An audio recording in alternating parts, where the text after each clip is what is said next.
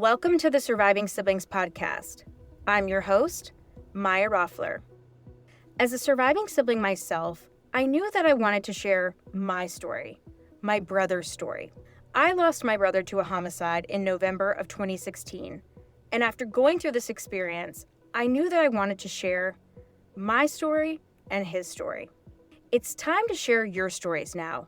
The forgotten mourners, the surviving siblings, the story that is not told enough. Season 3 of the Surviving Siblings podcast is brought to you by sipsforever.org, a virtual platform for you, the surviving sibling, to commemorate and honor your sibling relationship. Visit sipsforever.org today to create your free profile and start building beautiful commemorative web pages that can include photo and video galleries featuring you and your sibling. Now, let's dive into the episode.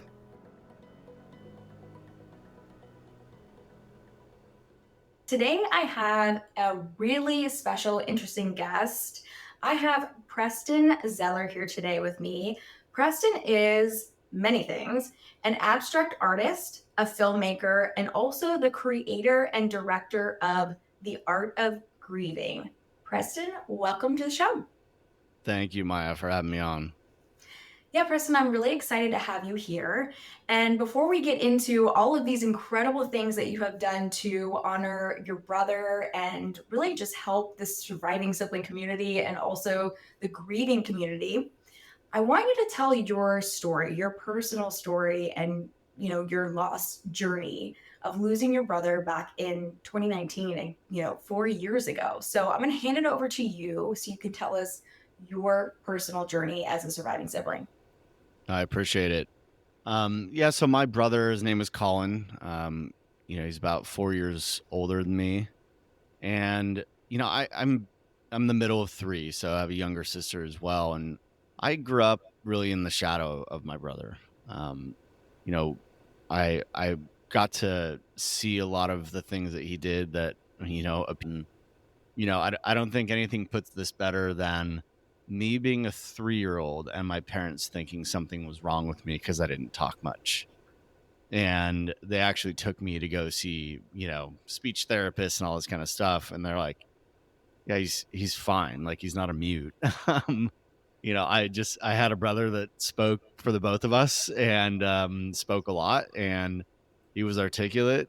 And I for whatever reason at that time frame, I don't remember back to being 2 years old, but the stories I hear from my parents, I was just observant. And so I that really kind of continued throughout my life. I got to see the things my brother did, and he was a pedal to the metal kind of guy for how he lived. And so it was always to the extreme. We did this in sports a lot, and so always kind of challenging each other there. And I was kind of always held to whatever bar he did, so it was reach those levels, school, sports, whatever it was. Of course, I had different kind of artistic inklings when I was younger. Still played a lot of sports, and one of the things I remember observing from him young was, he was that kid selling candy at school. I love that. Everyone knew somebody like that. Well, that was him. And so I, just again, noticed those things growing up. And we shared a room for most of our life until I think I was midway through high school. So I was surrounded by whatever my brother brought around. And, when you are a sibling, right, you're caught in that cycle of sibling stuff, and for better or worse. And sometimes that makes you stronger, sometimes it can pull you into making bad decisions too, whatever it is. But as we got into I was in high school, he's in college, that's where it really started to separate in terms of just lifestyle, right? That's 4 years isn't a lot when you're older, but it's miles different when you're in high school and in college. And so he got deeper into, car culture and some of the, I'd say drug culture to some degree, but it was just like, I don't know, everyone who listened to hip hop in the late 90s and 2000s who wanted to be a gangster and didn't matter where they were from. And we grew up in California, in Southern California, Orange County area, lived in Northern California a bit too. But yeah, so as we got into adulthood, that was like a lot of early adulthood, late high school, early, college stuff was like, okay, well, who am I? Not being around family, but probably more particularly my brother. And so that was like college. And, when I was in my junior year of college, my brother went in the military. And part of that was to escape some of the, kind of culture he had gotten into where he was in, again, there's drugs and there was, I think a lifestyle there that wasn't sending him in any good direction, and selling drugs too. That was the way, like, everyone had their, they knew a pot dealer in high school. That was my brother. He was one of those guys too. Easy to get friends that way. Right. And there was a certain appeal there, but he eventually he went in the military, and that was, as I talk about in the film, to some degree, a huge, source of honor for him and for the family. But I think when he got out of the military, that's where I think a lot of the problems prior to the military just got exacerbated, right? You're coming home from 2 tours in Iraq and Afghanistan, and eventually leaving this very structured lifestyle. And so all in this time frame, like, I'm at breakneck speed. I, got married. I started having kids, pretty young relative to today. And that's my life I got sucked into. And him and his wife, unfortunately, never had kids. So that changes the game altogether there. And we just kind of continued on in, I think, our adulthood and kind of managing the, like, weird competitive nature that we had from youth, but as an adult. And I think those are some of, like, the more awkward things as adults, in terms of really trying to understand why it mattered what I did to him so much. And so this constant measuring stick of, hey, I like jealousy, frankly. And I mean, I understand why to some degree, because he really desperately wanted to get structure back into his life. And he did a lot of things that I learned from, and I don't, he trailblazed in his own way. And that made it pretty rocky for him. So Yeah, I think it's really awesome that yeah, thanks for giving all that background context, Preston, yeah. because I think that always helps so much for us to understand the full story and your journey. And I think a lot of you guys listening will relate to this story, Preston, of you and Colin, because I mean, it's sibling rivalry, right? It's Oh what we yeah. go through. Like, we love each other, we hate each other, we compare each other. And I have 2 sisters in addition to my brother, and it happens, right? But the reality as we get older is we're all different. We all have different Mm-hmm. paths, we all have a different journey. And I hear that like echoing through what you're saying right now. So I think it's really amazing that you're identifying that and putting that out here, and it's relatable for everybody. But I think a lot of people will be able to connect to what you're talking about with your brother going in and needing structure. I connect with it personally, Preston, because my brother really struggled with drugs and alcohol, and most people thought that's how he passed until I shared my story and Mm-hmm. shared that it was the homicide. They didn't know because he was hanging out with people he shouldn't have been hanging out with, which doesn't mean that's how he should have passed, but you know what I mean. Mm-hmm. So I connect a lot with that, and my brother was really that fast and furious, and no pun intended, kind of person as well. So structure was always really good for him too. So I can understand what you're saying, that coming out of the, no, was he Army, Preston? Was He was Army, yeah. Yeah, that's Mm-hmm. what I thought I saw in the film, which again, we're going to get into that. But I always thought my brother would have benefited a lot from that, because the times that his life was more structured, like when he had to go to zero period and all these other, other things, Yeah. he seemed to thrive a little bit more. He didn't like it at first, but then he thrived. So I think that's an important part of your story too, and your brother's story. So can you tell us a little bit too, Preston, about when he came out, and he was overseas at a really pivotal time too. A lot was happening as well. So a lot of action, a lot of things Hmm. happening, and thank you for his service, obviously. I I mean, appreciate it. yeah, what an incredible guy. But yeah, it's a pivotal time for this country, when he was over there. But tell us a little bit about when he came back, and what happened. You kind of touched on that, but kind of break that down for us, and then kind of lead us up to what happened, unfortunately, in 2019. Yeah, I think so. Part of the hard thing for him was he'd been on 2 tours. He was stationed in Fort Hood for a brief period, which was kind of bizarre because I ended up living not far from there. So Fort Hood, Texas, and then Colorado Springs, and then Hawaii in Eva Beach, which is a big military station. But he ended up training with people who his platoon basically was always preparing to go to war, knowing they never would. So he's training with these, soldiers that are sort of putting up the bravado of "I'm going to war," and he's like, you guys don't know."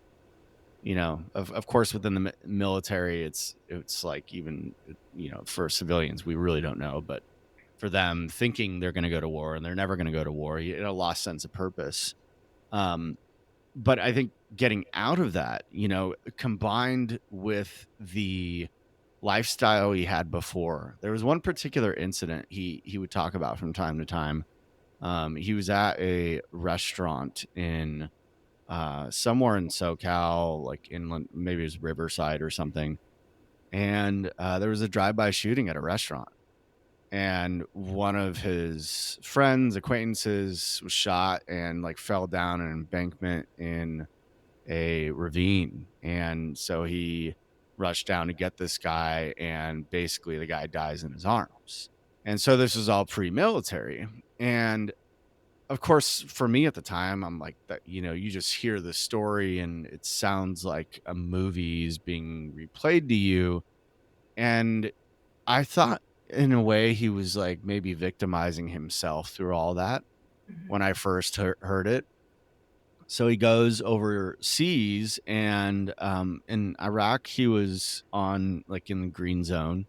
So not really, or outside the wire, all these terms that they have. But he was a mechanic mainly, so he wasn't really seeing much in the way of action. He went to Afghanistan. It's a whole different story.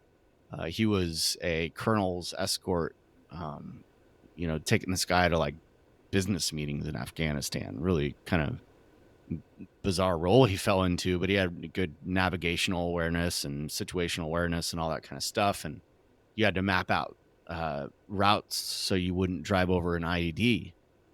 So he's basically the guy in charge of that, hoping no one gets blown up in their convoy. That's a And little more intense, Preston. That's a little right, different. right, quite a bit more. Yeah, you go from mechanic to like driving around a really intense war zone. And I remember him telling me they were at one point, um, and didn't tell me a lot of stories, and it was very, again, it's hard to tell how much of it was, just secrecy for secrecy's sake, or if it was like he really had just the traumatizing stuff. He did say he watched people die, but I remember him telling me about them being up on this sort of mountainside, and it was just downpour, raining in this, they're in this makeshift shack structure. They're taking gunfire at one point, but it stops because of the rain, and so not very good visibility. Well, they hadn't buried the bodies very deep there, so at one point there's I don't know how many, but there's like skeletons basically who just came up out of the ground and were floating down this little flooded area. Mhm. But anyways, so he gets out, and it's like he's dealing with his own grief. I mean, I think the detachment or broken attachment of having a sense of purpose, being around a camaraderie, and that's a common theme for people getting out of the military. They lose that sense of community and people watching your back and common sense of purpose, and also dealing with these crazy set of experiences he has. And so reintegrating into normal life is what does this all mean? And without that structure, you go back into old ways, and you kind of go deep down the rabbit hole of substances that are going to numb you. Yeah. And that's where he found himself afterwards. Yeah. Yeah. But he got married. Now, was he married before he went into the army, or he got married when he got out? He got married before he went on his first tour. Oh, wow. Okay. Yeah, and so that kind of sped up that process a bit, but I mean, incredibly patient wife. Tina, she was, just loyal to the end, waiting for him to, so they could continue their life together. And yeah, but I think for them, it's like, okay, well, how do you, and the tours are long. They were like 16 months or something. Right. I think the Army had the longest. I think they would get maybe one break.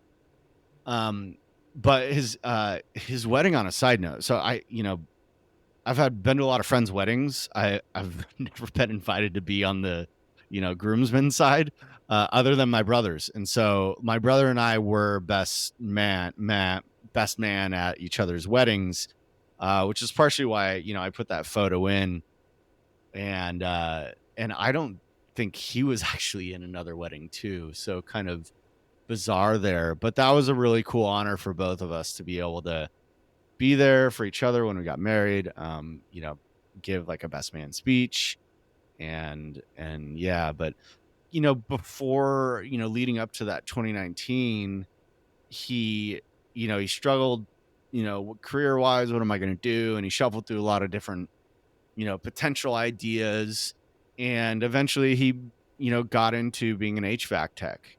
So, working on air conditioning and all that kind of stuff. And it was just working with his hands. He was a mechanic, and then before in high school, and he loved cars and had all these different cars. And eventually, yeah, he's just like, that's what kept him busy. Like, the thought of him sitting at a computer is probably laughable. Like, he's not that kind of person who would do that. And that's partially what was so surprising about hearing news of that. I mean, there were prior times, again, whether it was an actual overdose or whether it was I just saw him and I knew like he was wigged out, that it wouldn't have been surprising. But knowing that he had found some sense of purpose made it that much more, kind of just shocking to hear. Yeah, stole the thoughts out of my head. I was like, shocking for you. Yeah. I again connect with that part of your story too. It's in the film, which we're leading up to talking about right now.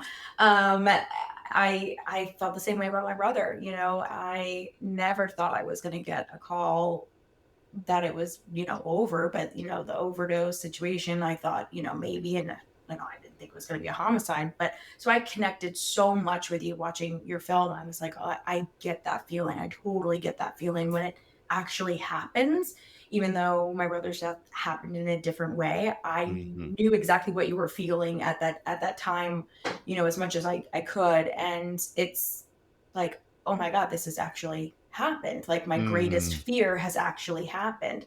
So, and there's a kind of a moment where you could have seen your brother prior to it as well. I don't want to give too much away because I want people to watch your film. Do you want to tell us a little bit about that and then lead us up to his actual passing? Yeah, I mean, it was funny. I told him, so prior to the event I talk about in the film, I think it was like Christmas or something. My family, so my brother sister and parents and my brother's wife were at my parents' house. And I remember telling him, hey, I'm going to be, in Palm Springs where you live. And, so this is about a month prior, or 5 weeks prior. And his reaction was so funny because it was very typical. It was like, well, thanks for telling me. And I'm like, yeah, I'm telling you right now so we can hang out. And so even I think maybe leading up to that, I'm like, God, he was such a jerk when I told him I'm going to be there. But we still, attempted to, talk while we were there. But, you always think you have more time. And I think that's one of those things in life where there's always more time until there isn't, whether it's somebody else's time, your own time. That's like, we don't know, if you sit around and really dwell on that, you'd probably just have epic amounts of anxiety, but it's kind of true. I think it's what you do with that message, right, Preston? It's about taking advantage of that message and really embracing every single day. I know that's what I've done with my grief, and I hope all of you guys take that message and do something with your grief, whatever that means for you. That's what we're going to continue to talk about on this episode, because whatever that means for you, like you said, you can have, I love how you said that, epic amounts of anxiety. Totally. Because I think that's a part of the process when you lose someone, especially suddenly, like we both did, and a lot of you listening have, because you're like, oh my God, I wish I would have fill in the blank. I wish I would have done this with them. And that gives you a ton of anxiety. And so the best way to kind of redirect that, in my experience, and kind of, I think what you're saying, Preston, too, is just kind of acknowledge it, realize it, and like live for the day, and spend the time that you can with people that you love. And you talk about that in the film too. I totally got that message, so I really loved that. So tell us a little bit about the day that your brother passed and the call. And you do go into this in the film, but I definitely want to hear it straight from you. That's why you're here today. Yeah, I was so caught up in, I think, work at the time and just in general in my life. And that was just, I was kind of climbing the corporate ladder. I mean, that is what it is. And so the company I was at had just basically doubled in size from like 700 to 1,400 people basically overnight. And so, and I was, running a lot of things in marketing and across these other parts of the organization. And I'd been through merger and acquisition stuff before. And I'd, again, just go, I go check my phone after a meeting and see all this communication from my mom going, well, this is bizarre. You just assume something's bad when, you get a bunch of missed calls from somebody. And, the voicemail or the call I play on the movie was from my phone, and so that was like legit what I first heard. And it's the most bizarre feeling, because it's like your brain wants to process it, but it can't. And the fact that you can have your body feel something just from hearing a piece of information is really bizarre to think about. I mean, these are the kinds of things that I think about anyways. No, I love that. I'm like reliving the moment again, because like I have an episode called The Call. It's the first episode, but then I talk about this with almost every single guest that comes on, and I hear this all the time.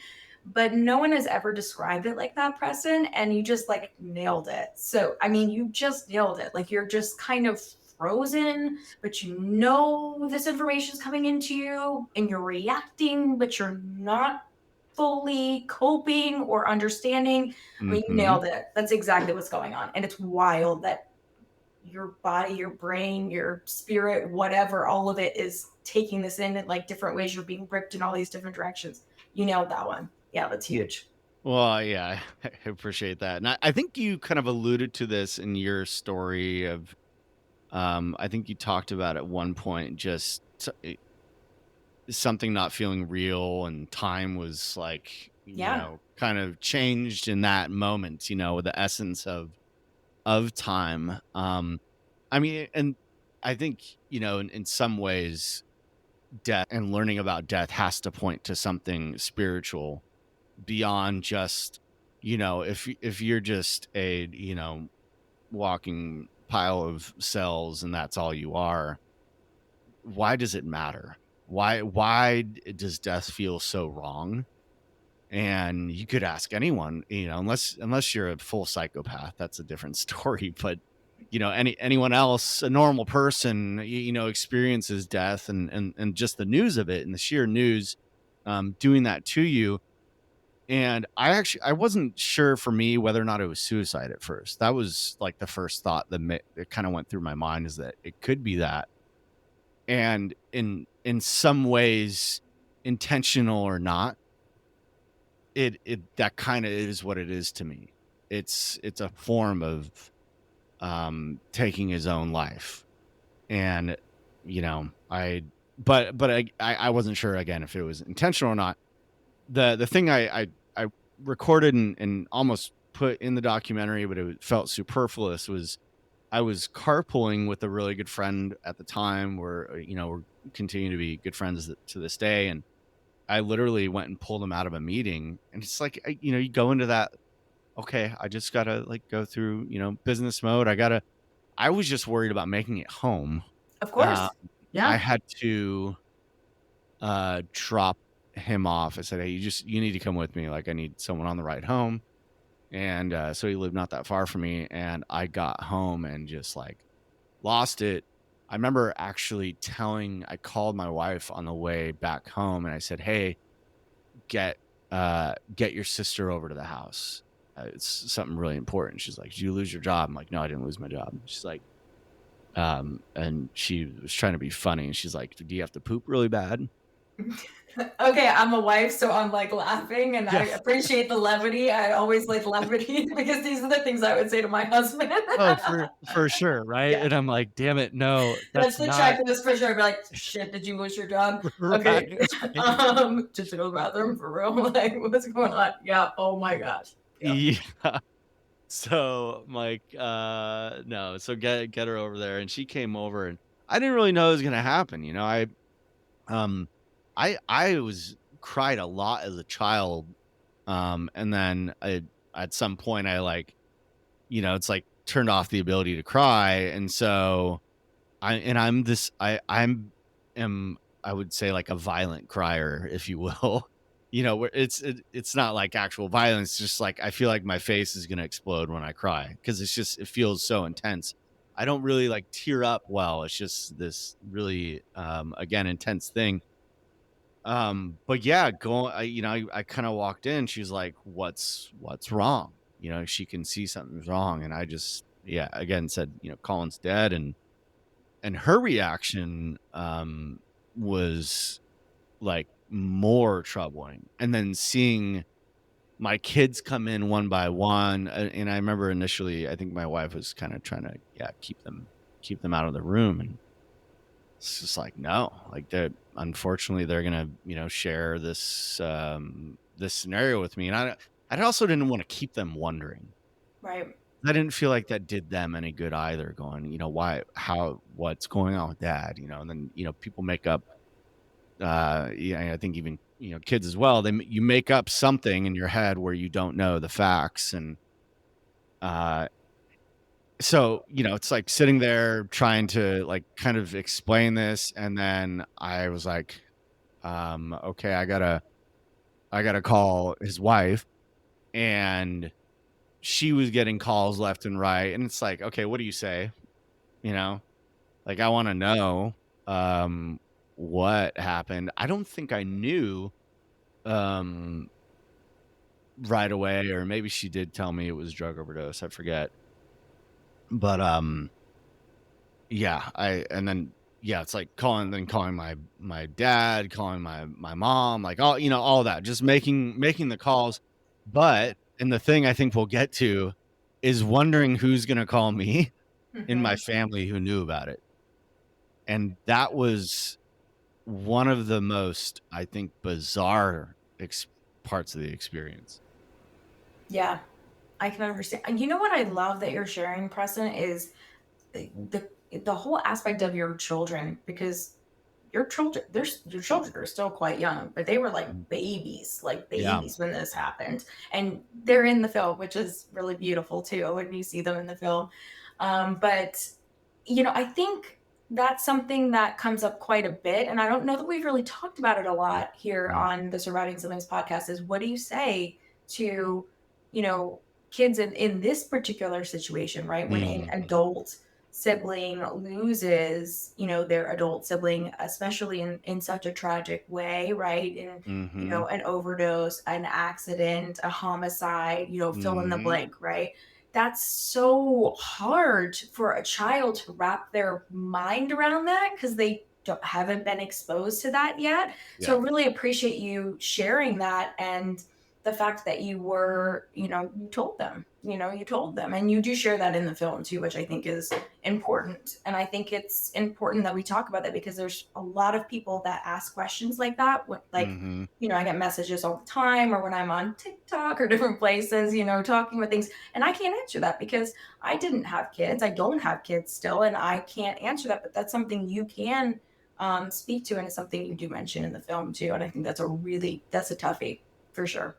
Well, and I think it's an evolving conversation, right? And I've talked to quite a few, actually, because of me sharing about having kids. I've talked to quite a few people who have older kids, actually, and I am like in their teens, and that's actually even more, I think, challenging in some ways. I mean, Sure. because they already have, um, they're kind of more set in how they think about it, and in a in a sort of way I didn't expect. So it's been 4 years now. Like, all my kids have seen the documentary like multiple times, and they're actually the best like street crew ever. Because they'll go tell total strangers. We go to a restaurant, they'll be like, "Hey, this documentary about art and death and stuff." They're like, "What?" Um, I love that. Daddy made a film. yeah, they're really good about it. But what it's done is actually made this a normal topic in our house. And, initially, I think explaining it to them, it was like, he took medicine and he took too much of it. And okay, so it's as simple as that. And then kids being kids, they have way more questions. Mhm. And then you go, okay, well, and you just kind of elaborate on certain things based on, what child it is and how well you think they might receive that. And oh goodness. I mean, then you start talking about afterlife stuff, and you just all sorts of things. And I think it's such a more revealing conversation because children just have like very pure hearted questions. They don't have an agenda to get you to believe anything. It's just, okay, well, this leads to this. Why? This leads to this. Why that? And, and they've asked me questions, and I can't think of any right now, but they've definitely asked me questions. I'm like, who asked that? That's like a good question. Mhm. So yeah, the kid part of it is an interesting one to navigate for sure. No, I appreciate you sharing that with me and with all of us listening, of course, because I think that's a toughie. And I think the way that you've handled it, that's amazing. And I think something that you said is important too. Like you're saying that it evolves. Yeah. I mean, of course, because your children are growing up and you've got this film and we grieve for life. So absolutely. So yes, okay, so I want to go back to the day. So all these calls are happening. Gosh, we Mm. all can relate to this. So all the calls are Mm. happening, all of that's happening. So tell us a little bit about what happens next. I know because of the film, I'll Hmm. give you guys a little teaser that you do get the ashes one day. So um Yeah. did you have a memorial for Colin? Like, how did you guys commemorate him? I know how you did. We're going to talk about that. But how did the subsequent days go after his passing? Yeah, so initially I was like fierce loyalty to my my wife and kids. I'm like, I got to be here for them. I don't know what they're going through. And so it wasn't until like I think a day later, I was they had all driven out to Palm Springs by his house. My grandma lived out there, so they were at her house. And I'm on the phone with my dad, and he was my dad only cries in like war films, so uh pretty, I guess, typical Sons of for God. Yeah. a someone born in the 40s. Yeah. And so he was, just like uncontrollably would just burst into tears. And he's like, you need to be here with us. We all need to be together. And I thought about that from their perspective. And I eventually, I took, a, last flight I could that day. So that, again, that third day after and, or second day after. And it was, a bit awkward in a way because in some manner, I didn't really want to be around a bunch of family at that moment. I just I wanted to be with my wife and kids, but I also knew, it was just tough. And in fact, on the way to the airport, my wife had like a full blown panic attack while driving, and we had to like pull over on the side of the freeway. And I was like, it's just so much turmoil. But as you know, with your brother, you don't have anything planned. They're young.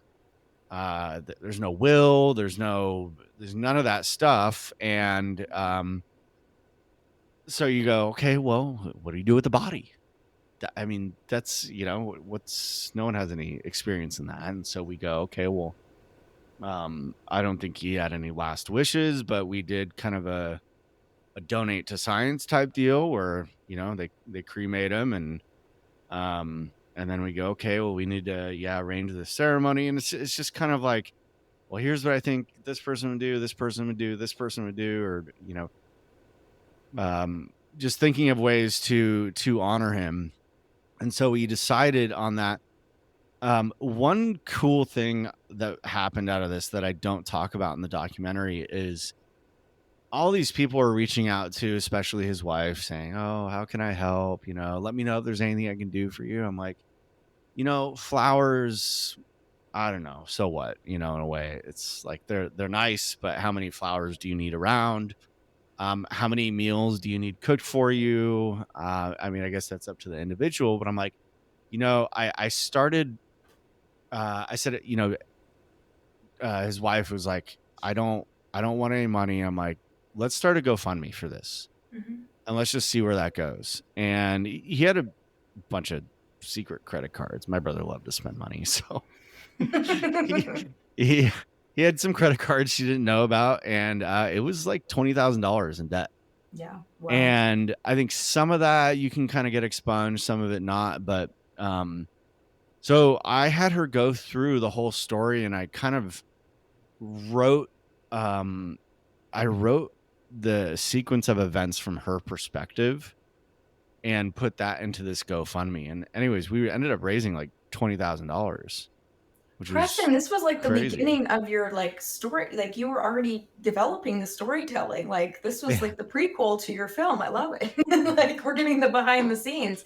That's beautiful that you did that. That's awesome. And that was a really, I guess that was a really fantastic moment there. And then it was like, we planned everything, and I wrote this, really, you're summing up someone's life in a eulogy. And I would say the hardest thing about his memorial is the roll call they do for the military. So I don't know if you've ever seen this, but when a soldier dies, for someone who's listening to this and hasn't kind of witnessed this, so they'll do a roll call where they'll I think 3 or 4 people from your branch come, and they will line up in their position, and they call off, and they got to the end, and they yell for my brother. They go, Sergeant Zeller, and they say it multiple times. That is a really like heartbreaking moment. And he's not there, of course, so that's when they, fold the flag. Pretty intense. It is intense. If you have not seen that before or been there or know about it, it's intense. And it didn't even like click with me that happened for you guys, but yeah, it's an intense moment. Yeah, thanks for describing that for everybody that may not be exposed to it. I have family members that are military, so I have been, and it like hits you. It's like I don't even know. I know how to describe a lot of things, but that's a moment. It's like it feels like even when you're going through the fog and things don't feel real, that's a moment where you're like, oh, this is real. Yeah, it almost feels like theatrical in a way. Yeah, good way of like putting it. You're watching some Broadway thing about or whatever it is Yeah, about military loss, but you're like, no, this is all real. This yeah, is all real, and this is someone I know, and yeah, they're not calling in. yeah. Good way of putting that. So I want to switch gears a little bit. We're going to continue with the story, but we have got to get into your amazing art, what you did in honor of your brother. And this is just amazing. So, The Art of Grieving is your film that you created, but it's all centered around obviously Colin, but it's centered around this commitment that you made to, because you're an artist, obviously, abstract artist, and your artwork is phenomenal. I'm a huge fan. I watched the film and I'm Thank like, oh you. my God, I'm super into abstract art, super into it. And your commitment was to do a painting every single day in Mm-hmm. honor of your brother. Mm-hmm.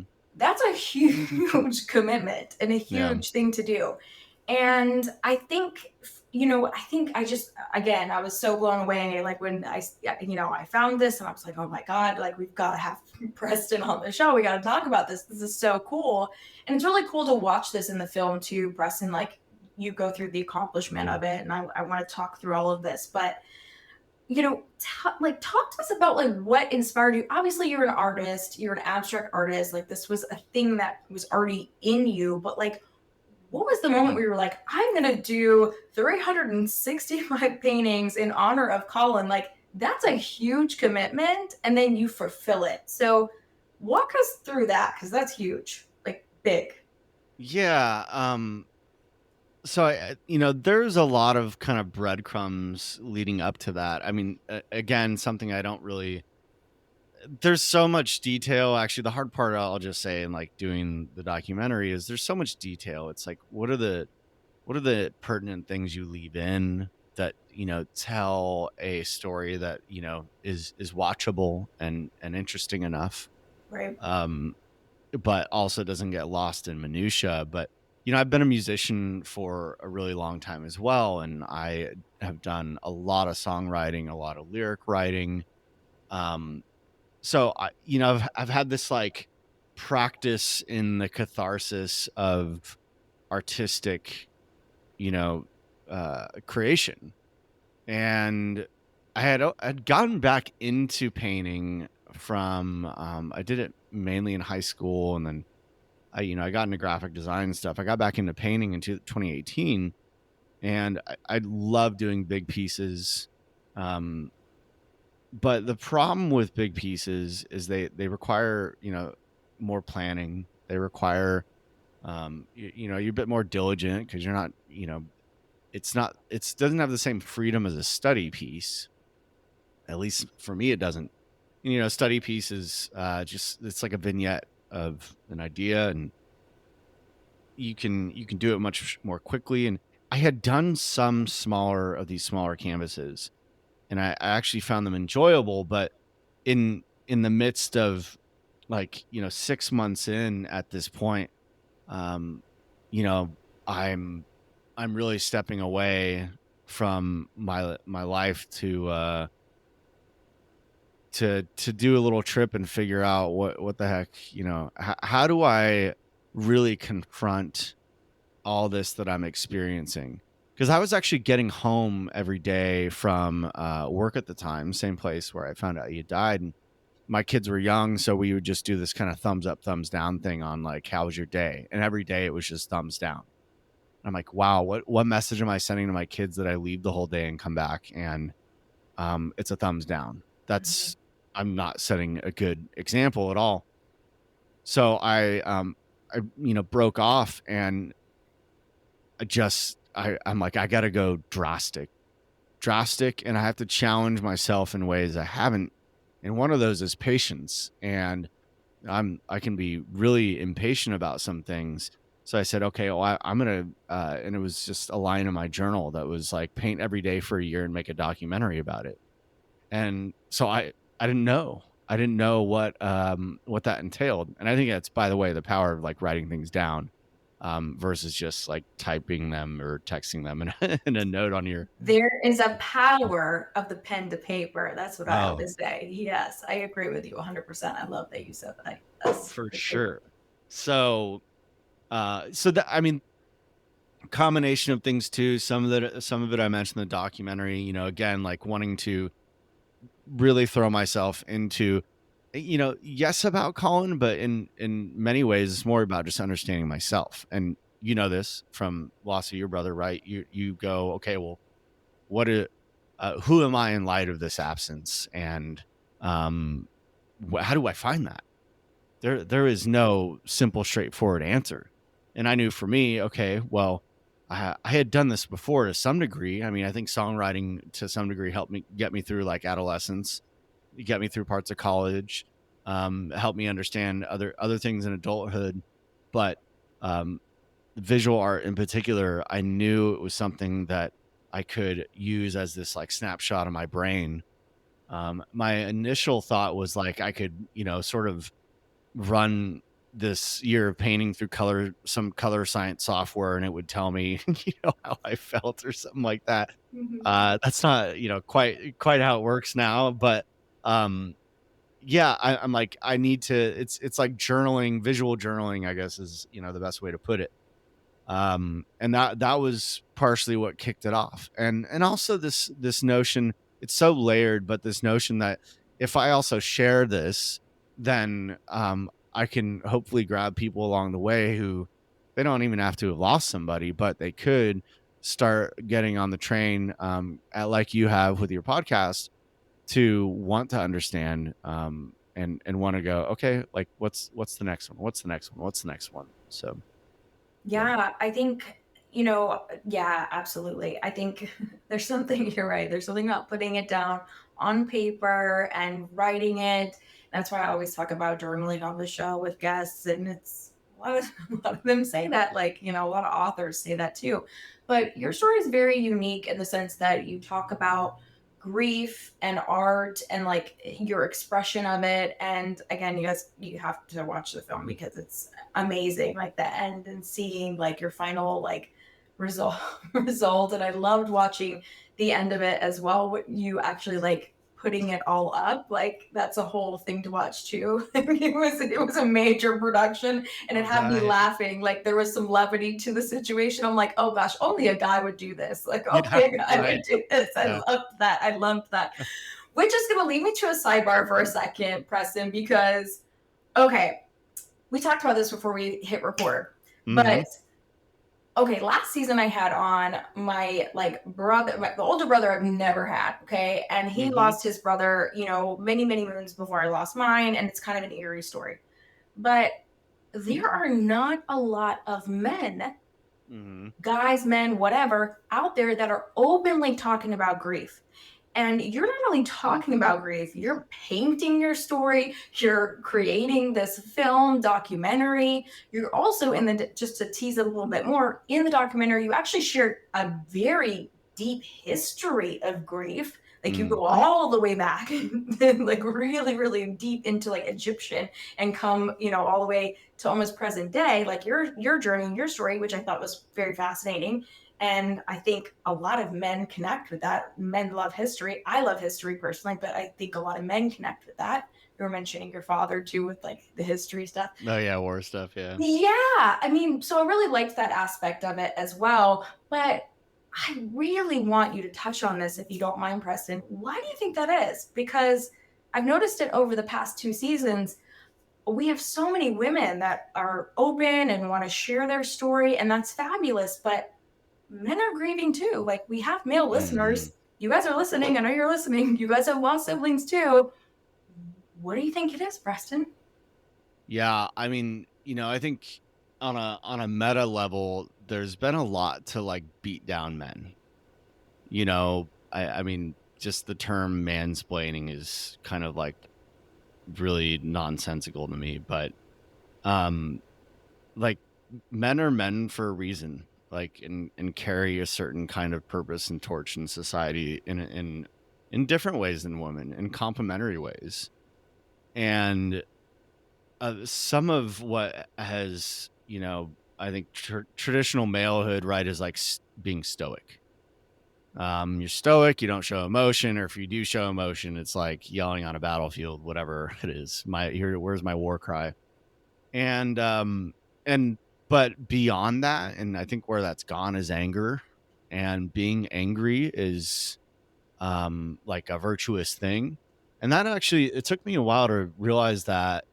And I did it in some like separate grief therapy, that anger is the opposite of what people think it is, right? They think it's a form of control. It's you utterly out of control emotionally, and you become angry, right, because it's like this defense mechanism. But really, what you're doing is incredibly self-indulgent and punishing of people around you.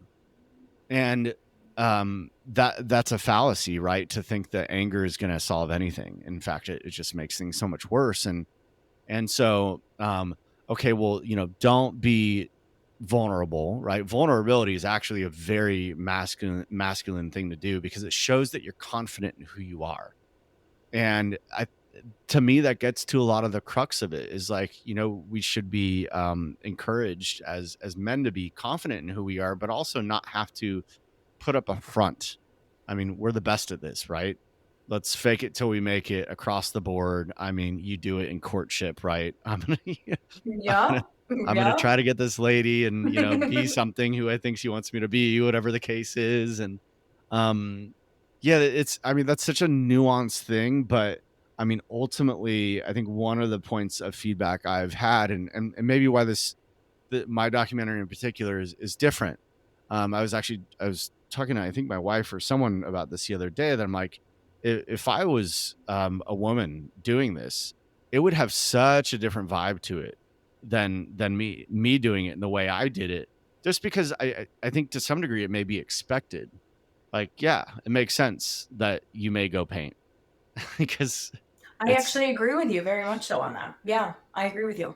Mm-hmm. So and that was, I think, also part of in my own personal experience after losing my brother, going to talk about it. I worked with a lot of sales and marketing people, and sales in particular is very heavy male dominated. And saying this, people saying, "Hey, how are you doing?" And I'm like, "I'm not doing well. My brother died yesterday." And it's like, okay, I'll see you later. They're not expecting you to be that vulnerable and actually sharing how you're feeling. You're just supposed to say, "Yeah, I'm okay. I'm fine." Whatever. Yeah, 100%, right? And so and just by doing that, I can't tell you how many conversations I've had with other men who are like, I have not been able to discuss this thing or felt okay discussing this thing with anyone.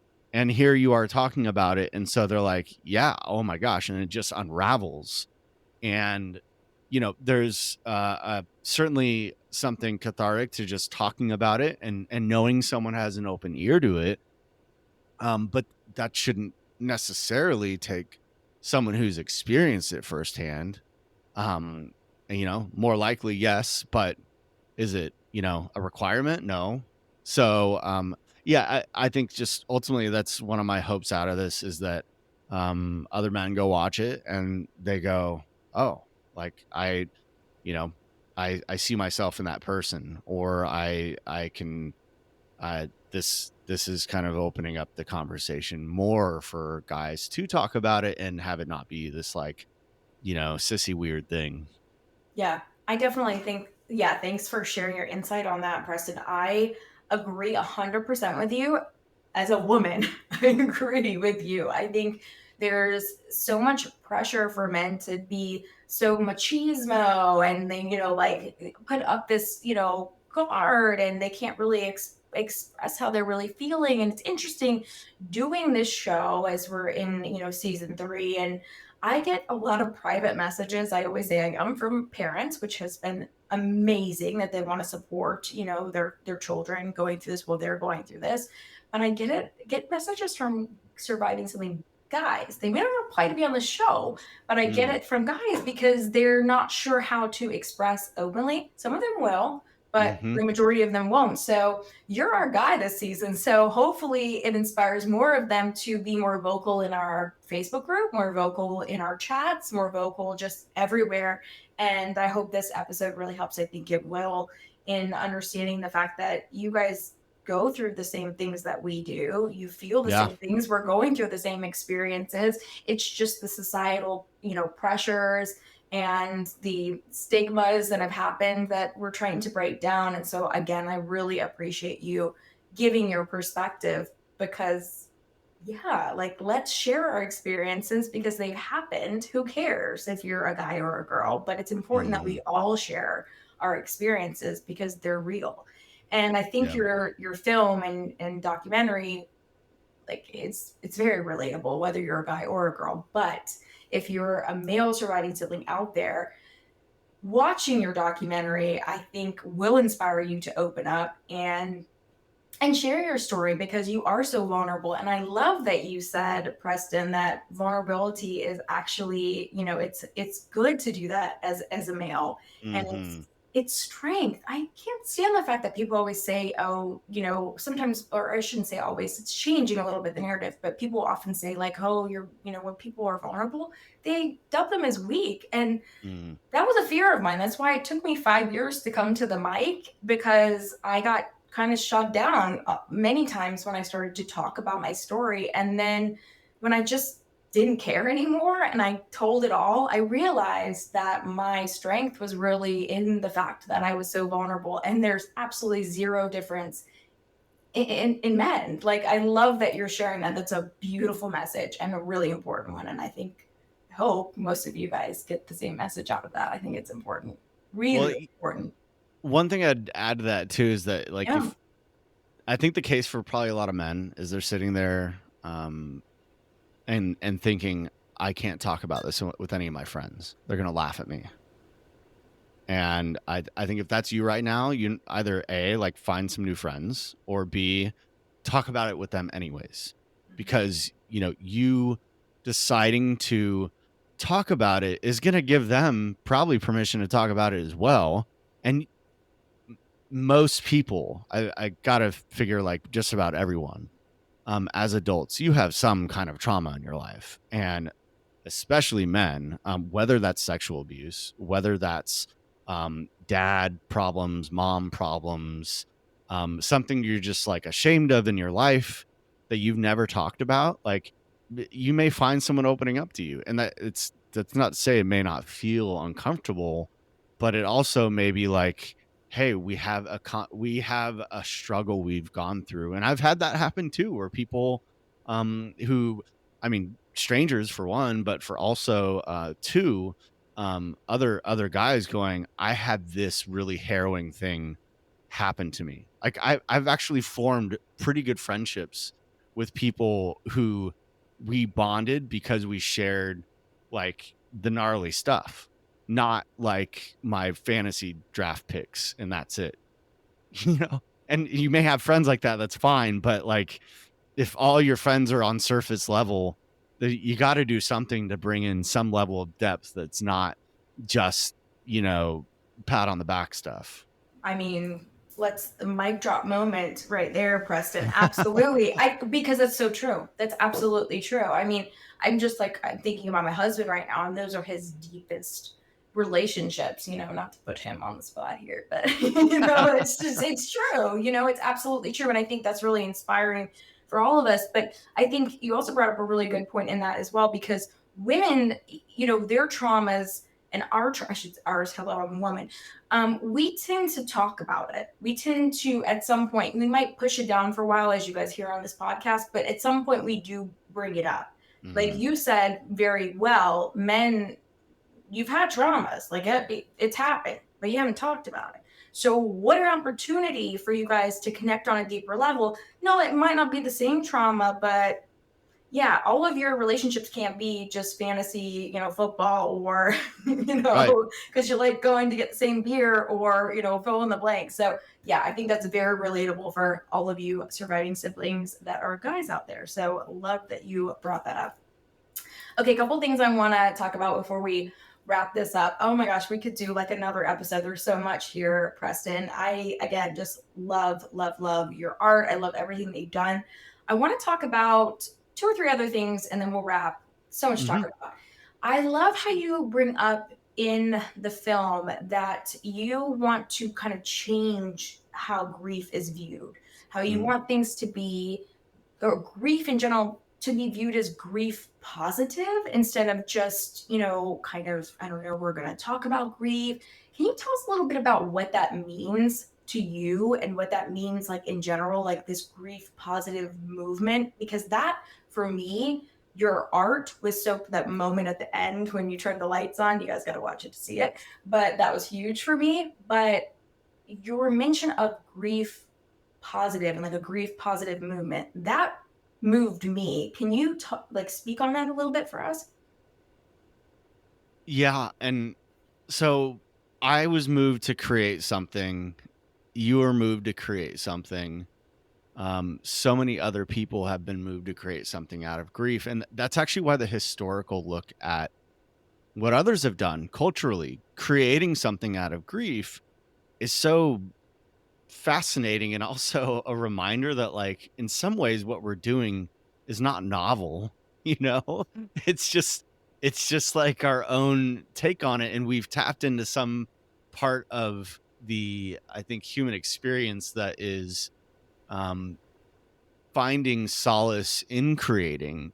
But as adults, we get so caught up in material life and money and all this kind of stuff, and as I was, for sure. And that's what life becomes about, the accumulation of things, and also kind of, similar to what men go through and other people go through, in terms of, I'm going to shove down these things that I've experienced. I actually wonder that if people as a whole actually surface these things more through creativity, how much more vibrant life could be. And so, instead of viewing grief as, again, this thing that is going to suppress you the rest of your life, living an existence like that nobody wants. And so, and taking your life either as a result of that is not desirable for anyone around you either. And so your only option then is to go channel that into something that's productive and creative, and doesn't continue to drain you in the way that we've seen other loved ones get drained, whether that's through drugs, or whether that's through gambling, or whether that's through throwing yourself even more into work, busyness. I mean, you could argue I did, threw myself into busyness for the painting, and some people have called it that. That wasn't what it was for me, and so I talk about the woman's exhibit that's really kind of like death positive. Okay, like, what do you want to do before you die? But what do you want to do with working through a death is a whole different angle on that. And again, I think part of this comes back to the sort of like creativity index that that exists out there, that basically, by the time you're 8 to 10 years old, it starts to get crushed because you're so hyper aware of everyone's judgments on what you do in life. And if you can just put those things aside and tap into that thing that's deeply fulfilling because it transcends everyone else's judgments, and it's totally right, and it transcends whatever job you have, like that thing will keep you going. And I think it's other life, and I don't think there's much more powerful than that, maybe belief in God too. This is gonna make you question everything there. Who is God? Does God exist? All those questions. And those are good questions to pursue. But yeah. So I think at the end of the day, I think the TLDR on that is you have a lot more creative energy in you than you know what to do with. And if you can tap into that, you can do some really great things amidst grief. Okay, and once you guys watch the film, the documentary, and Preston is telling you this, like, you're gonna feel inspired because, yeah. And I agree with you 100%. Totally connect with what you're saying. I mean, yeah, between ages of 8 to 10, like, you're crushed. Like, you've got to do this in school, and you're supposed to be this, and where are you going to be when you grow up? And, like, are you kidding me? Like, I didn't even know what I wanted to be till I grew up, until after my brother died. Like, are you kidding me? I know. So, I mean, a lot of us are still figuring that out. So. Absolutely. I'm like, I still am, like, every year I'm like evolving still, and I'm 36. Like, we're about the same age, Preston. Like, oh my gosh, it's like, it's wild. So yeah, no, thank you for elaborating on that, because the grief positivity and like that aspect. Oh, and I love when you shared about, yeah, the wall and all of that. And again, I'm just gonna tease a little bit because I want you guys to watch it. Loved it. Thought it was amazing. And taking that a step further in this conversation, like you said, not so much what you want to do before you die, because I think that's great, but like, what are you doing to process and really take it in a positive direction, the grief that you're feeling? Because, yeah, like you said, there's a lot of people that are numbing. There's a lot of people that are throwing themselves into work. And you kind of answered one of my questions. I was going to say this to you. It's in my notes, Preston. People may think, oh, he was just keeping himself busy. Like, he didn't want to actually process. Yeah. And that's another, I feel like, a male thing that people would put on you, right? Like, oh, he's a guy, like, he's just going to throw himself into work. And so I wanted to call that out so people were not throwing that at you, because I so did not get that vibe from you at all. I really felt that in every single, because in the film, guys, you actually see Preston like painting too. It's so cool. And I really I felt like your emotions, and like all of us who are grieving, like, we know it's like indescribable, just all the different things that you feel joy, you feel pain, you feel sadness, you feel desperate, you feel all of those things. And I felt it like as you were going through, and I loved it. I absolutely loved it. I thought it was really, really great. And I love how you were talking about in the film, but also today, that, we're not reinventing the wheel here. Like, this has been going on. We're just, growing with, 2023 and beyond, and evolving this. And I think that's great. And so one more thing I want to talk about, and then we'll talk about where to find all of this, is art therapy. You talk a lot about this in the documentary and the film, and you have a wonderful woman on the documentary that talks about this. So I think this is wonderful because I'm no artist. I'm just not. I'm a woman of many words. That's why I have a podcast, more than one. And I'm a writer too. So that's how I express myself. So, it can be argued that I guess I'm artistic in that way. Sure. Mm-hmm. But I'm not a painter. I'm not someone, that really draws or anything like that. But I really connected with this, though, and I hope a lot of you guys do as well, because I think this is something that should be talked about more, that it is a way to process grief and to express grief. And there's a lot of people on another episode, we talked about it this season too, so I love that this kind of came full circle, that not everybody is a talker. Not everybody Mhm. is a writer. Not everybody is a therapy or group person. So this is a beautiful gift that you can give yourself. Can you talk just a little bit about like art therapy and how it can help someone going through grief? Yeah, and so I'll start this out by a question, right? Yeah. You go to a restaurant. What do they give kids when you walk in? Typically crayons. Crayons, right? Like every kid, they give crayons. Yeah. You're like, why is that? Why is it default? And like, for the most part, kids are gonna pick up those crayons and they're gonna use them. How many kids go, not today. I'm gonna be judged for this. Like they just do it. They're not so concerned about it. And that's I think that gets back to the like grief positivity, but also, formal art therapy, of course, is done under the supervision of a licensed professional, which so Lindsay Letterman, who she was the clinical director at the Art Therapy Project at the time. So she's in the doc, and she's fantastic and talks about this a bit, where it's really um, much more a much more guided process, and you really need someone to help their like prod you through, um, you know, why you're doing what you're doing, and helps you understand that more.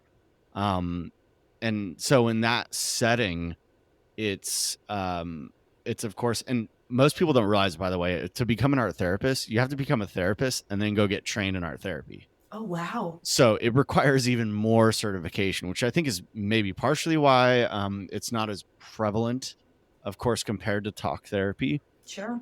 Um, but the value in just creating in general is Lindsay talks about this tapping into your limbic system, where you store those sort of like traumatic memories or emotions. But beyond that, in a clinical setting, I think most people aren't going to want to go like commit to this long process. So going and having structure in that way, in a group setting or in a personal setting, whatever it is. But imagine you could go in with other people who have had a similar type of trauma, and you can do a session with those people. You're also developing a community in that way as well. But it's I think whatever the case, whether you want to go into a clinical setting or whether you want to go create, like you have the resources available to you, most people do, to at least pick up a pencil and just start doodling or drawing what you feel. And again, not saying I'm going to, it's I'm going to draw a reenactment of this thing that happened. That's not the point. You're just drawing what you feel like, what comes to mind, and you don't have to share that. But just doing it, that's the thing. Like it's not about whether or not it's going to be good. It's like, if you're going to lift weights for the first time in a year, and you're expecting to lift the same amount as the person who has been doing it every day for the past year, it's not going to be the same. But Mhm. you wouldn't expect that going to lift weights. Why would you expect to go do that with compared to someone who's been doing the emotional work, or someone who has been painting or drawing or whatever it is for so long? So just go try it, and be okay with the outcome, and know that it's helping you in some way, and sticking to it over a longer period of time. Again, similar to working out or whatever, you are working out the emotional side of yourself. So yeah, again, art therapy, I think, can be just greatly beneficial for anyone to try who wants to understand themselves better. Yeah, thank you so much for sharing all of that. And again, you guys talk about it throughout the film and documentary as well. But just wanted to kind of define that for everyone so they can understand it, because I think it can be helpful for everyone, even people like me that are not painters or drawers or whatever, or artists in general like that. Because I think there's, to your point, like there's something about just kind of putting yourself out there and just putting something on paper in a different way. And another little teaser, there was a moment in the film where it's Lindsay, right? Lindsay was talking about Mm-hmm. like colors and how they mean different things. Like, okay, so now you definitely have to watch it for that part too.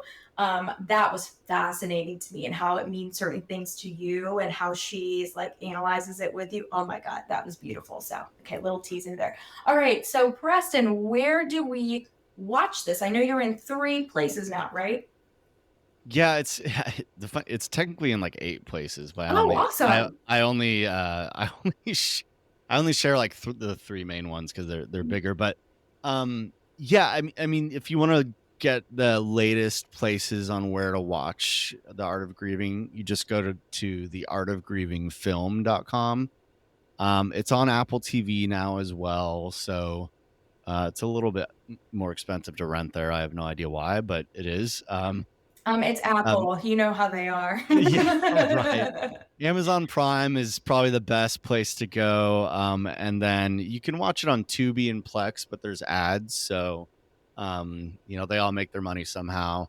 And yeah, so you can go to the Art of Grieving Film. I'm on Instagram just at Preston Zeller.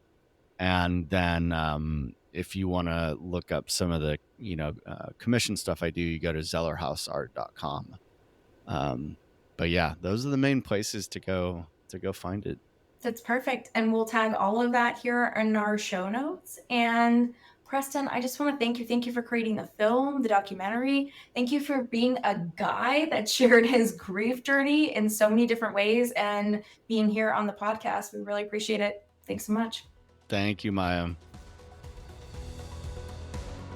Thank you so much for listening to the Surviving Siblings podcast. If you enjoyed this episode as much as I did creating it for you, then share it on your chosen social media platform. And don't forget to tag us at Surviving Siblings Podcast so that more surviving siblings can find us. Remember to rate, review, and subscribe to the podcast. And don't forget to follow us on all social media platforms. We're on Instagram, Twitter, and TikTok at Surviving Siblings Podcast. All links can be found in the show notes, so be sure to check those out too. Thank you again for the support. Until the next episode, keep on surviving, my surviving siblings.